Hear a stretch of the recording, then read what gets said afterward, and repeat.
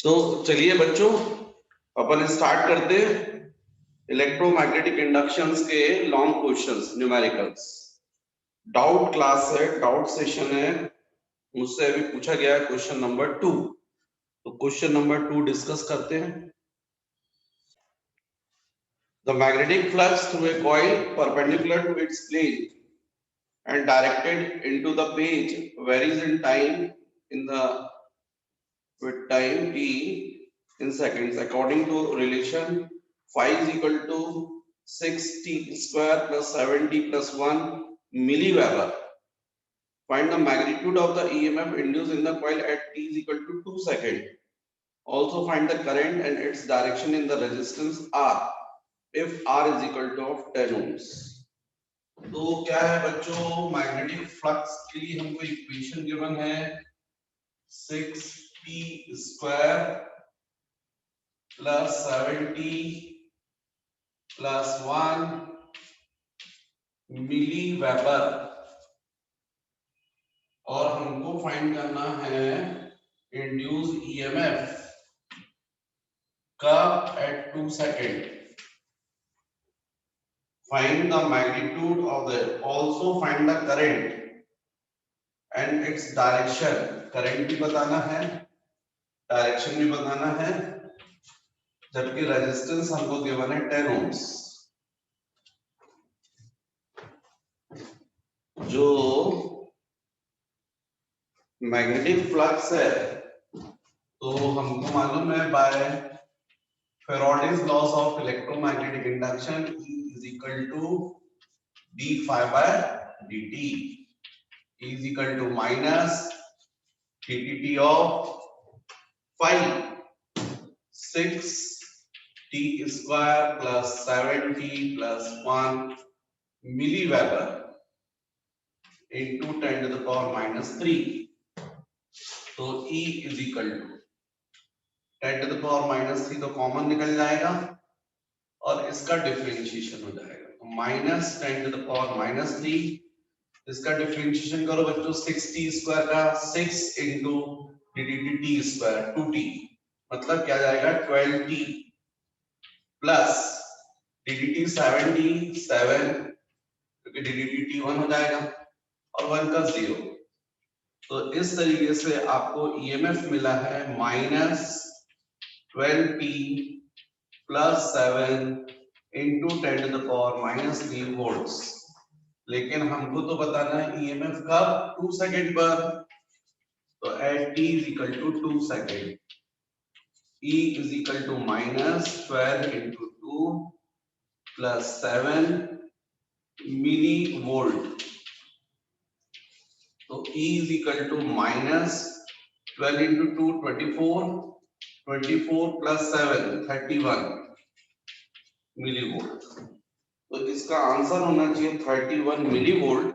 और minus sign क्या बता रहा है, डायरेक्शन। डायरेक्शन कैसा, जस्ट अपोजिट। तो डायरेक्शन से अपने को यहाँ पर कोई लेना देना नहीं है। मैग्नीट्यूड की बात करेंगे तो 31 मिली वोल्ट, ये हो गया आपका ईएमएफ। इसके बाद आपको करंट बताना है, रेजिस्टेंस की वैल्यू गिवन है, तो E is equal to I into R. तो I is equal to E by R, E by R 31 millivolt divided by resistance कितना है 10, तो इसका मतलब I is equal to 3.1 milli ampere. ये करंट हो गया। रहा सवाल बच्चों डायरेक्शन का, तो डायग्राम हमको गिवन है और डायग्राम में मैग्नेटिक फील्ड जो है वो इनवर्ट्स है, क्रॉस दिया है ना, तो हमको इंड्यूस करंट का डायरेक्शन पता करना है। तो क्या करोगे, इंड्यूस करंट का डायरेक्शन किससे पता करते हैं, by Fleming's right hand rule, A B C. Magnetic field जो है वो इनवर्ट है। अब मोशन कुछ नहीं बता रहे, एंड इट्स डायरेक्शन। तो डायरेक्शन के लिए यदि मान लीजिए इनवर्ट जा रहा है तो फिर सी, यदि ऐसे जा रहा है तो करंट जो है वो कॉइल में अपवर्ड, ये जो है यदि इस तरीके से डायग्राम है बाय द वे, क्योंकि एक्चुअली में कॉइल का मोशन नहीं बता रहे हैं, कॉइल का मोशन उनको बताना चाहिए था। अब ये आपकी कॉइल और यहां रेजिस्टेंस, मान लीजिए कॉइल का मोशन ऐसा होता है, तो इस कंडीशन में ए बी सी, ये अपन ऐसा लेंगे, फिर मैग्नेटिक फील्ड जो है वो 4 फिंगर से हम क्या बताएगा, मोशन करंट ऐसे, इसका मतलब इसमें करंट का डायरेक्शन ये हो जाएगा, और इसमें भी ऐसे हो रहा है, प्रॉब्लम खड़ी हो गई है, ये डायग्राम जो है कुछ गड़बड़ लग रहा है मुझे तो।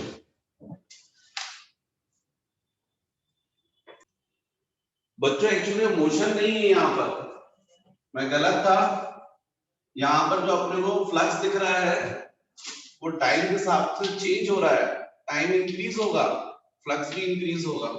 फ्लक्स इंक्रीज होने का मतलब है कि यहाँ मैग्नेट होगा नॉर्थ पोल और वो क्लोज आ रहा है, क्लोज आ रहा है तभी तो फ्लक्स इंक्रीज होगा, और यदि फ्लक्स इंक्रीज हो रहा है तो बाय लेंस लॉ ये अपोज करेगा। अपोज कब करेगा, जब अपन जिस साइड देख रहे हैं उस साइड क्या बने, नॉर्थ पोल, तभी तो रिपल्सिव फोर्स लगेगा। तो इसका मतलब यहाँ पर जब नॉर्थ पोल बन रहा है तो करंट का डायरेक्शन जो रहेगा वो कैसा रहेगा आपका, एंटी क्लॉकवाइज। तो इसमें डायरेक्शन की जहां तक बात है वो कैसा रहेगा, एंटी क्लॉकवाइज, राइट। तो ये हो गया बच्चों क्वेश्चन नंबर 2 उसका डाउट। नेक्स्ट बच्चों क्वेश्चन नंबर 4th भी डाउट है। तो क्या बोला है, coil of wire enclosing an area of 100 centimetre square, मतलब 100 into 10 to the power minus 4 metre square, क्योंकि 1 centimetre means 10 to the power minus 2 और स्क्वायर मतलब 10 to the power minus 4, is placed at an angle 70 degree with the magnetic field 70 degree, समझे। Coil of wire, coil का जो plane है वो magnetic field के साथ में कितना एंगल बना रहा है, 70, इसका मतलब एरिया का एंगल कितना होगा, 20, क्योंकि एरिया का डायरेक्शन हमेशा कॉइल के प्लेन के परपेंडिकुलर होता है। तो यहाँ पर जो थीटा होना चाहिए वो कितना होना चाहिए था, 90 माइनस 70 मतलब 20 डिग्री। देखो बच्चों ये है मैग्नेटिक फील्ड और जो कॉइल का प्लेन है वो एंगल बना रहा है 70 डिग्री का, ये एंगल 70 है, कॉइल का जो प्लेन है वो 70, एरिया का डायरेक्शन हमेशा परपेंडिकुलर होता है, तो इसलिए मैग्नेटिक फील्ड और एरिया के बीच का एंगल कितना हो जाएगा, 20 हो जाएगा, with a magnetic field P. A coil of wire enclosing an area of 100 centimeter square is placed at an area of 100 centimeter square is placed at an angle of 70 degree with a magnetic field B 10 to the power minus 1 Weber per meter square. What is the flux through the coil? Flux B reduced to 0 in time 10 to the power minus 3 second. EMF question mark. What EMF is induced in the coil? EMF भी हमको find करना है, ये question है। Flux simple, phi is equal to B dot A, B into A into cos theta. Phi is equal to magnetic field given है 10 to the power minus 1, area given है 10 to the power minus 2 और cos theta cos 20, मतलब phi is equal to 10 to the power minus 3 cos 20। अब बच्चों ये problem हो गई, question में cos 20 की वैल्यू देनी चाहिए थी, नहीं दी है। तो इससे यदि मान लीजिए आपको ये 60 दिया होता, 30 आ जाता तो अपन डायरेक्ट निकाल लेते। तो आप देख लीजिएगा थोड़ा cos 20 की वैल्यू टेबल से। फिर उसके बाद हमको नेक्स्ट बोला कि यही मैग्नेटिक फील्ड रिड्यूस हो गई है 0, तो ईएमएफ फाइंड करना है। तो E इज इक्वल टू, हम लोग तो जानते हैं, minus D phi by D T, means E is equal to minus phi 2 minus phi 1 upon D T, minus phi 2 B2 into A into cos theta, और B2 0 हो गया, ये 0 जाएगा, माइनस ये फाई 1 बच्चों आपने निकाला है यहां पर, यही आएगा 10 to the power minus 3 into cos 20 upon dt बोलो 10 टू द पावर माइनस 3। तो E is equal to minus minus plus 10 to the power minus 3 cancel cos 20, जो भी cos 20 की वैल्यू आएगी उतना एक्चुअली में वोल्ट्स ये ईएमएफ प्रोड्यूस होगा। अब प्रॉब्लम ये हो गई cos 20 जो है उसकी वैल्यू आपको नहीं दी है, पर cos 20 यदि अपन cos 30 बोलते हैं तो √3/2 1.7/2 अप्रोक्सीमेटली 0.94। नेक्स्ट बच्चों क्वेश्चन नंबर 5। तो क्वेश्चन नंबर 5 है 5.5 into 10 to the power minus 4 magnetic flux lines are passing through a coil. Magnetic flux 5.5 into 10 to the power minus 4 through a coil of resistance 10 ohms and number of turns 1000. If the number of flux lines reduces to phi 1, phi 2, 5 into 10 to the power minus 5 in 0.1 second, find the electromotive force E and charge Q through the coil. तो simple सा है भाई, E is equal to minus of d phi by dt। तो E is equal to minus d phi by dt बोलो, यहाँ पर बच्चों n given है तो n दिया जाएगा नंबर ऑफ टर्न्स, तो 1000 d phi phi 2 minus phi 1 5 into 10 to the power minus 5 minus phi 1 5.5 into 10 to the power minus 4 divided by dt 0.1। तो E is equal to minus 10 to the power 3 और ये भी 10 ऊपर आ जाएगा, 1/10 होगा तो 10 ऊपर 10 to the power 4 और यहाँ पर into 10 to the power minus 4 common निकाल लो, तो यहाँ पर बचेगा 5 into 10 power minus 1 मतलब 0.5 minus 5.5, ये कैंसिल हो गया। E is equal to यहाँ आ जाएगा minus 5 into minus plus 5 volts, ये हो गया ईएमएफ। अब आंसर में तो मुझे दिख रहा है एम्पियर लिखा है, मतलब करंट बता रहे हैं, और अपन को पूछा चार्ज है, तो कोई प्रॉब्लम नहीं, देख लेते हैं। I is equal to E by R, I is equal to E कितना है बच्चों 5 और रेजिस्टेंस कितना है 10, हाँ तो इसका मतलब 0.5 एम्पियर करंट है। और रहा सवाल चार्ज का, तो I is equal to Q by T, तो Q is equal to I into T, तो Q is equal to I 0.5 और टाइम है 0.1, तो इसका मतलब Q is equal to 0.05 coulomb. ये आंसर है इसका मतलब। हालांकि इसमें दो आंसर दिए हैं, गलती से वो करंट का दिया है जो चार्ज पूछा गया है, तो चार्ज का आंसर होना चाहिए 0.05। नेक्स्ट क्वेश्चन नंबर, जो डाउट मेरे पास आ रहा है कि मैं वही डिस्कस कर रहा हूं। Question number 8, a coil of area 0.04 meter square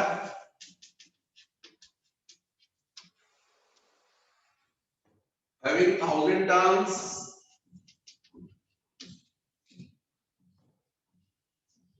is suspended perpendicular to a magnetic field of 5 into 10 to the power minus 5 Weber per meter square। Magnetic field कितना बोल रहे भाई, 5 into 10 to the power minus 5 Weber per meter square। It is rotated to 90 degree in 0.2 second। Calculate E।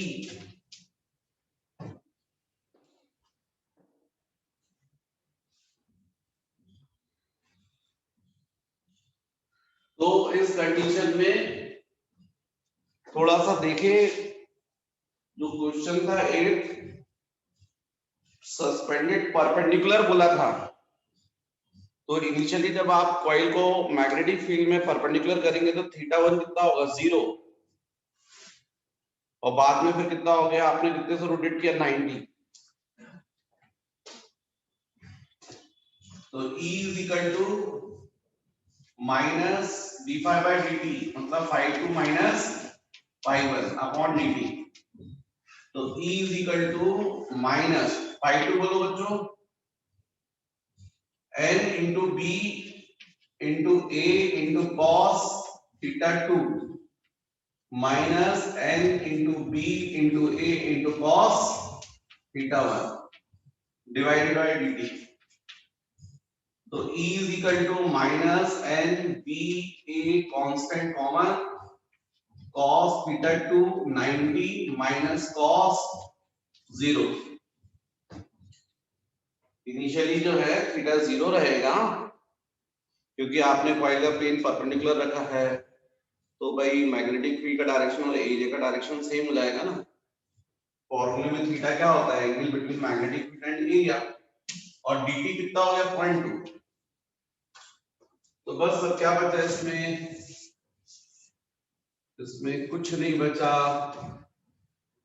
n बचा, b बचा, a बचा, cos 90 0 हो गया, minus cos 0 1 हो गया, डिवाइडेड बाय dt। तो E is equal to minus into minus plus n into p into a by dt।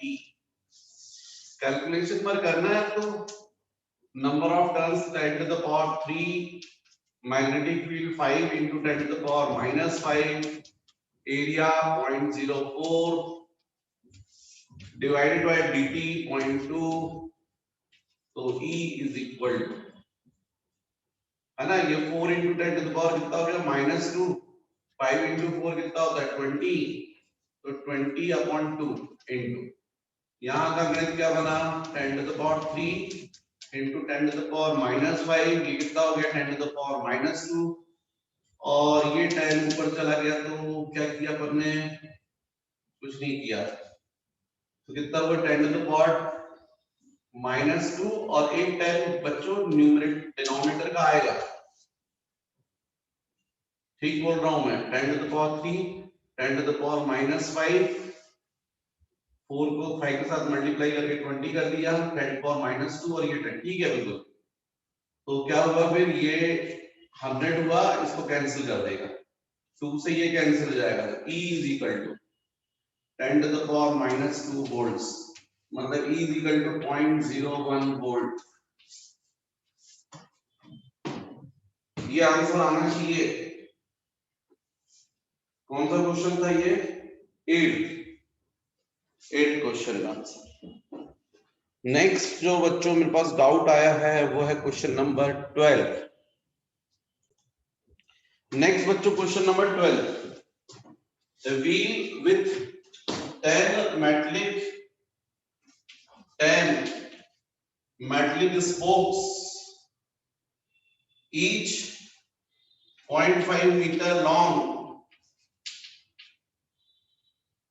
is revolving at a rate of 120 revolutions per minute divided by 60 revolution RPS, revolution per second, in a plane normal to the Earth's magnetic field, which is 0.04 Gauss into 10 to the power minus 4 Weber per meter square. 1 Gauss is equal to 10 to the power minus 4, है ना? Calculate the EMF induced between the axle and the rim. E is equal to question mark. तो इसमें ये magnetic field है, ये wheel है, ये spoke है, एक स्पोक, ये एक्सल और ये रिम, इसके बीच में हमको पोटेंशियल डिफरेंस बताना है। तो जब ये रोटेट करेगा तो ये क्या करेगा, फ्लक्स कट करेगा स्पोक, और फ्लक्स कट करने की वजह से इसमें क्या डेवलप हो जाएगा, पोटेंशियल डिफरेंस ईएमएफ प्रोड्यूस हो जाएगा। तो सारे स्पोक्स पैरेलल भी हैं, क्योंकि सारे स्पोक्स जो हैं, यदि आप देखें तो सबका एक एंड इसे यहीं पर है और सबके दूसरे एंड रिम पर है, तो सब पर सेम पोटेंशियल डिफरेंस प्रोड्यूस होगा। पैरेलल में पोटेंशियल डिफरेंस सेम होता है, इसलिए इस एन का कोई मतलब नहीं निकलेगा। तो अब ये जो लेंथ है वो किसके साथ बिहेव करेगी, एज ए रेडियस। तो हमको E कैलकुलेट करना है, तो E इज इक्वल टू, बच्चों यदि इसके ऊपर जो क्वेश्चन नंबर 11 है, यदि आप इसको देखें और सॉल्व किया हो यदि आपने, क्योंकि वो डाउट नहीं आया मतलब सब बच्चों से बन गया। और वैसे तो इसके पहले भी मैंने वीडियो अपलोड किया, उसमें होगा ये, तो उसमें भी सॉल्व करवाया। ये फॉर्मूला आप याद कर लीजिए, EMF E is equal to half omega into B into L square, half omega into B into L square। तो हाफ ओमेगा मतलब 2 पाई n frequency, B magnetic field, L length. तो वैल्यू पर रखना है बच्चों, आंसर आ जाएगा E इज इक्वल टू 2 से 2 cancel, पाई मतलब पाई, n क्या है 2, तो 2 मैग्नेटिक फील्ड बोले ये गिवन है 4 into 10 to the power minus 6, और L स्क्वायर 0.5 स्क्वायर, तो 0.5 स्क्वायर क्या होता है 0.25, 0.25 into 4 कितना हो जाएगा 1, पक्का ना, क्योंकि मैं भी कंफ्यूज हो गया हूं। 1, तो ये 1 हो गया, तो बचा 2 into pi into 10 to the power minus 6 volts।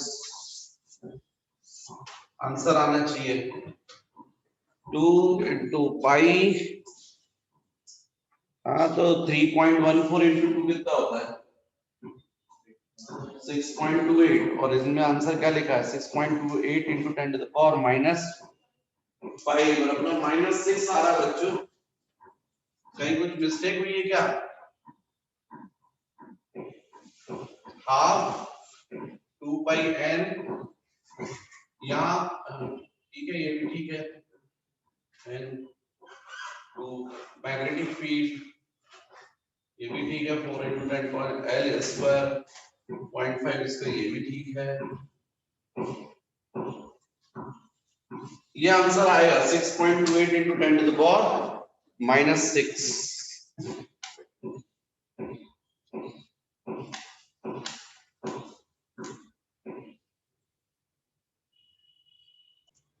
देखो बच्चों गलती कैसे होती है 0.4 गिवन था और मैंने 0.04 लिख दिया ना, इतने ही से तो होता है। देखो 0.4 यहाँ 0.4 कर दो, यहाँ पर जब क्या हो जाएगा 4 इंटू 10⁻⁻5 हो जाएगा, होगा कि नहीं?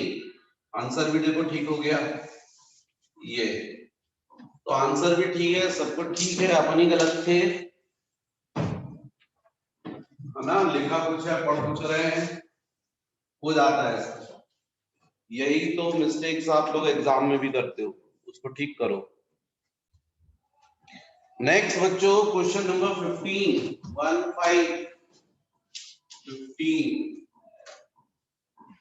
A small flat search coil। क्या है कि मेरे पास कुछ बच्चे बैठे हैं, मैं एडिटिंग यहीं कर रहा हूं, तो मैं पूछ रहा हूं कि वीडियो क्वालिटी अच्छी है कि नहीं है। तो मेरा सोचना है कि वीडियो क्वालिटी हो सकता है थोड़ा बहुत कुछ गड़बड़ हो, बहुत अच्छी देखना हो तो पिक्चर देख लेना। ये पढ़ाई की चीज है, इस पे मेन चीज पर फोकस करो, समझ रहे ना आप लोग? नहीं तो सोचोगे सर ये कैमरा लगा दीजिए, वो कैमरा लगा दीजिए, ये लाइट, क्या करोगे यार? अच्छे से पढ़ाई करो तो तुम पे कैमरा लग जाएगा, ज्यादा अच्छा है। A small flat search coil of area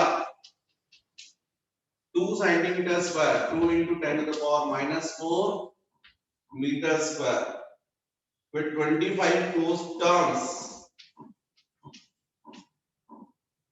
placed between the poles of a strong magnet normally to the magnetic field। देखो भैया ये M और आपने कॉइल को कैसा रखा, ऐसा रखा, है ना? और समझ रहे बात? तो मतलब इनिशियली जो थीटा था वो 0 था, क्योंकि यही डायरेक्शन मैग्नेटिक फील्ड का होगा। मैग्नेटिक फील्ड का डायरेक्शन n/s होगा, कॉइल आपने परपेंडिकुलर रखी है तो एरिया का जो डायरेक्शन है वो मैग्नेटिक फील्ड के डायरेक्शन में होगा। फिर आपको बोला है a small flat search coil given area with 25 turns placed between the poles of a strong magnet normally to the magnetic field suddenly stretch out of the field। The total charge flowing in the coil as measured by ballistic galvanometer connected to the coil is Q is equal to 7.5 मिलीकूलम। मतलब आपको इस question में एक information मिली है कि ये ballistic galvanometer जो है वो क्या मेजर करता है, चार्ज। इसको थ्योरी में नोट कर लो आपको ये नॉलेज में होना चाहिए। The resistance of the coil and the galvanometer is 0.5 ohm। 0.5 ohm। Find the magnitude of the field of the magnetic field बताना। ये है बच्चों क्वेश्चन। कॉइल को सडनली बाहर निकाल दोगे तो कॉइल से लिंक मैग्नेटिक फील्ड कितनी हो जाएगी, 0। भाई पहले मैग्नेटिक फील्ड जो थी वो सपोज V1 थी, बाद में हमने कॉइल को निकाल दिया, मैग्नेटिक फील्ड 0 हो गई, मतलब फ्लक्स में चेंज हुआ है और इसलिए चार्ज प्रोड्यूस होगा। तो आपको चार्ज का फॉर्मूला पता है ना, -n/r × d divided by dt नहीं होता है। इंड्यूस चार्ज टाइम पर डिपेंड नहीं करता है, बताया था थ्योरी में मैंने। वैल्यू रख दो 7.5 into of 10⁻³ माइनस, मेरी आदत खराब है यार, यहाँ पर स्मॉल n लिखा हूँ, यहाँ capital N, and number of turns 25 r 0.5 d5 5/2 minus 5/1 5/2 0 हो जाएगा, क्योंकि 5 क्या होता है b × a × cos थीटा, तो बाद में मैग्नेटिक फील्ड 0 हो गई है, माइनस 5/1 बोलो बच्चों, 5/1 b × a कितना 2 × 10⁻⁻⁴, इंटू cos 0 मतलब 1, तो ये आएगा। यहाँ पर n नहीं लेंगे क्योंकि n ऑलरेडी आप ले चुके हो, तो बस इसको सॉल्व कर लो। तो एक सिग्नल अननोन दिख रहा मुझे, v1 निकल आएगा। यहाँ पर और ज्यादा है, थोड़ा सॉल्व कर देता हूँ मैं। 75 into 10 to the power -4, point हटाया मैंने, into 0.5 divided by 25, cross multiply कर दिया, ये माइनस इंटू माइनस प्लस हो गया, तो b1 into 2 into 10 to the power -4, तो यहाँ 25 से बच्चों 3 हो गया है ना। तो ये हो गया 3 से 3 1/2, और ये 2 हो जाएगा तो 4 हो जाएगा, 10 टू द पावर -4 कैंसिल हो गया, तो क्या बचा, b1 ही बचा। मतलब मैग्नेटिक फील्ड की वैल्यू निकल आई 0.3/4, 0.75 वेपर पर मीटर स्क्वायर। ये आपका आंसर हो गया। तो यहां पर आंसर आना चाहिए था आपका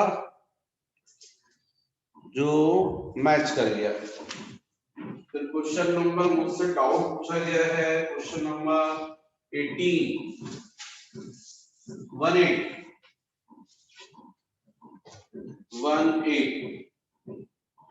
a bicycle generator creates 3 volts when the bicycle is traveling at a speed of 9 km per hour. How much EMF is generated when the bicycle is traveling at 15 km per hour?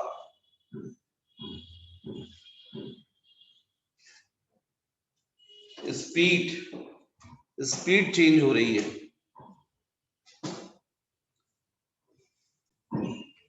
बच्चों इस question में आप याद रखें कि जो generator, cycle generator है, उसमें जो ईएमएफ प्रोड्यूस होता है वो डायरेक्टली प्रोपोर्शनल होता है वेलोसिटी ऑफ साइकिल। तो इसका मतलब है E2 by E1 is equal to V2 by V1। अब E2 हमको फाइंड करना है। E1 क्वेश्चन में कितना गिवन है, 3 वोल्ट्स। V2 कितना गिवन है, 15 किलोमीटर पर आवर, और V1 9 kilometre per hour. Unit अपन चेंज नहीं कर रहे, किलोमीटर पर आवर कैंसिल हो जाएगा। तो इसको ये 3 से 3 और 3 से ये 5, तो E2 is equal to 5 volts। ये आपका आंसर आना चाहिए। तो बच्चों ये हो गया क्वेश्चन नंबर 18, ठीक है। नेक्स्ट क्वेश्चन नंबर 20, इसको देखते हैं हम। तो क्वेश्चन नंबर 20,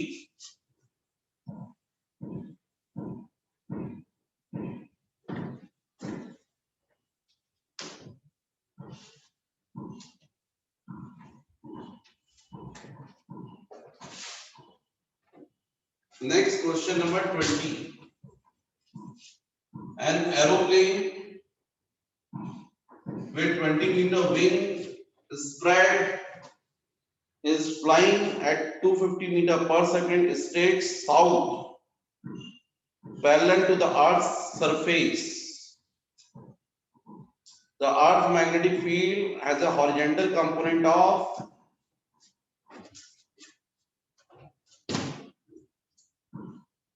एरोप्लेन विंग, उसकी लेंथ गिवन है 20 मीटर, और किस स्पीड से जा रहा है, 215 metre per second. Horizontal component of earth magnetic field हमको गिवन है 2 × 10 to the power -5 weber per metre square, and the angle of depth 60 degree. Calculate the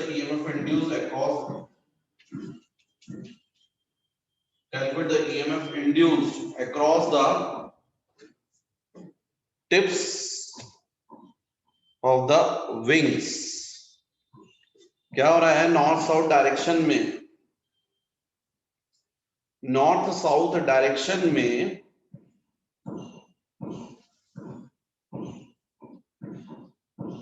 magnetic field, horizontal component of magnetic field work करेगा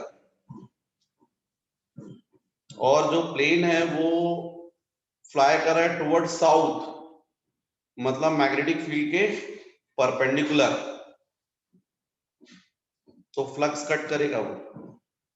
भाई magnetic field कैसे north to south और plane जा रहा है उसके ठीक परपेंडिकुलर, तो फ्लक्स को कट करेगा और उस फ्लक्स को कट करने की वजह से उसमें क्या प्रोड्यूस जाएगा, इंड्यूस्ड ईएमएफ। तो यहां पर E इज इक्वल टू आपका सिंपल जो फॉर्मूला है B into L into V into sine theta, ये अप्लाई होगा और थीटा जो होना चाहिए 90 होना चाहिए, क्योंकि प्लेन जो फ्लाई कर रहा है वो मैग्नेटिक फील्ड के परपेंडिकुलर।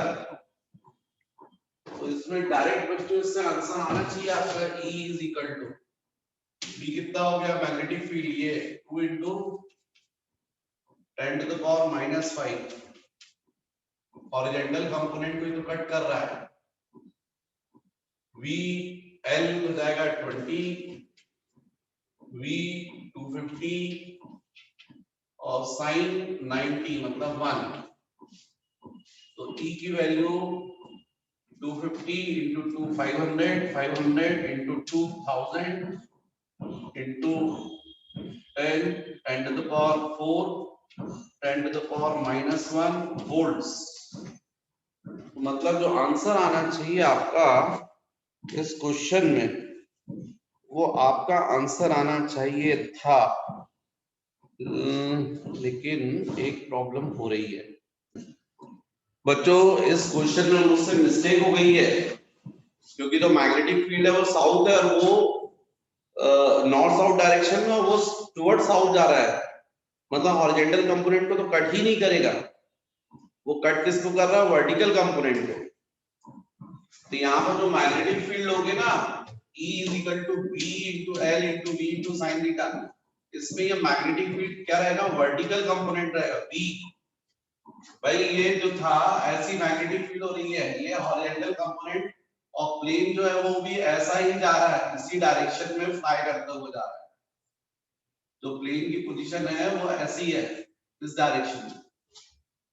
तो इसका मतलब हॉरिजॉन्टल कंपोनेंट तो कट कर ही नहीं रहा है, कट किसको कर रहा है, ये वर्टिकल कंपोनेंट को, जिस मैग्नेटिक फील्ड को कट करेगा। तो उसकी वजह से ये जो विंग्स है उसके एंड्स पर क्या प्रोड्यूस होगा, ईएमएफ। तो मुझसे मिस्टेक हुई थी, तो यहाँ पर B होना चाहिए था वर्टिकल कंपोनेंट, और यदि वर्टिकल कंपोनेंट है तो आपको पता है formula B equal to S tan theta, E is equal to, अच्छा परपेंडिकुलर जा रहा है तो यहाँ पर थीटा कितना जाएगा, 90 जाएगा, तो आपका ईएमएफ हो जाएगा vertical component into length of wing into velocity into sin 90, sin 91 होता है। अब ये वर्टिकल कंपोनेंट क्या होता है, v equal to s tan theta, यहाँ थीटा का मतलब angle of dip into l into v, क्योंकि sin 91 हो गया। हमको क्वेश्चन में x गिवन है 2 into 10 to the power -5, angle of dip भी गिवन है 60 degree, length of wing given है 20 मीटर और वेलोसिटी गिवन है 250 मीटर। तो इस तरीके से E इज इक्वल टू 1060 √3 मतलब 1.7, और जहां तक इसका सवाल है तो ये जाएगा 250 इंटू 20, ये हो जाएगा 5000, 250 इंटू 2 500 इंटू 0 5000, 5000 इंटू 2 10,000, 10,000 मतलब 10 to the power 4 into 10 to the power -5 मतलब 10 टू द पावर -1, और 1060 मतलब √3 मतलब 1.7 1.7। तो इसका जो आंसर आना चाहिए था 0.17 वोल्ट आना चाहिए,